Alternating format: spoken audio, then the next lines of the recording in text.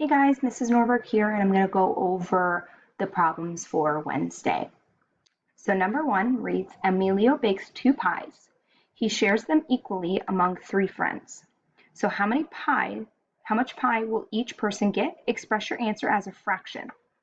So what we know is that there's 2 pies, and we know that he's going to divide those pies by 3 friends. So if we're writing this as a fraction, that means that each one friend is getting 2/3 of a pie. And we can check that by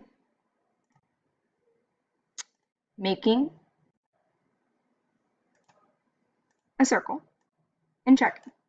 So if we've got 2 pies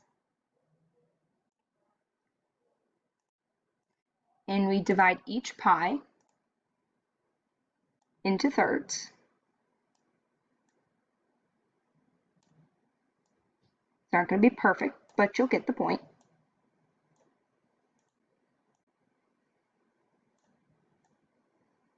So he's got his pies divided into thirds. So the first friend gets 2/3. The next friend gets 2/3. And the final friend also gets 2/3. So we can check that each one friend is going to get 2/3 of the pie to prove that that was correct. Number 7, Isabel's making lemonade for a party with 12 guests. She wants to make an equal serving that are at least 2 cups each. So essentially what we need here is 2 cups for each 12 guests. So if we figure that out,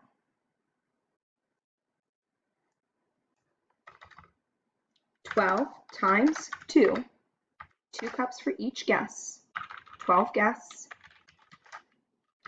2 cups each.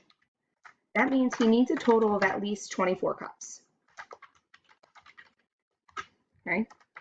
So it says that she makes 7 quarts of lemonade. So if each 1 quart is 4, let's write this as a fraction.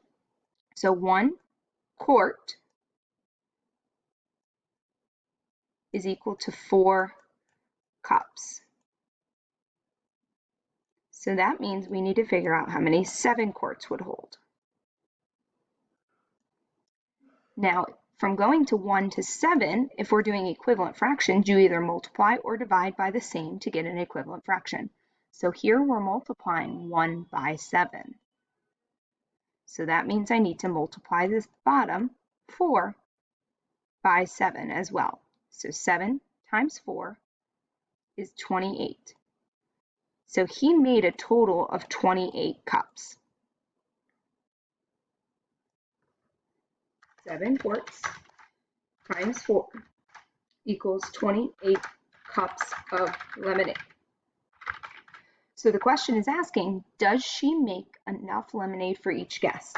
And the answer is yes, she does, because she needs 24 cups for her 12 guests, and with 7 quarts, she makes 28 cups.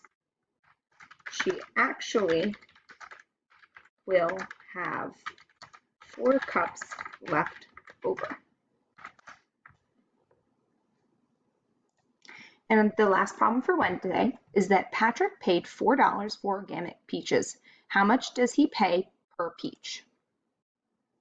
So again, if we wrote this as a fraction, we would have $4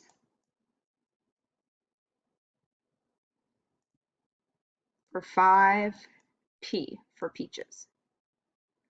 So we want to know how much 1 peach cost. Remember, equivalent fractions, you need to do the same to one side that you do to the other. So whatever happens to the denominator here, we must do to the numerator above. So if we divide 5 by 5 to get 1 peach for our unit rate, that means we need to divide 4 by 5 as well. So $4, if you remember from yesterday, divided by 5. We need to move our decimal over 2 places here and move our decimal 2 places here. So 500 can't go into 400 at all. So I need to add a decimal.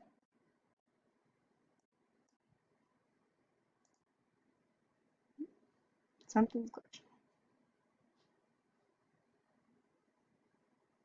Okay, so I'm adding a decimal. So 5 goes into 4,000 8 times, which is 4,000. So in turn, 80 cents per peach.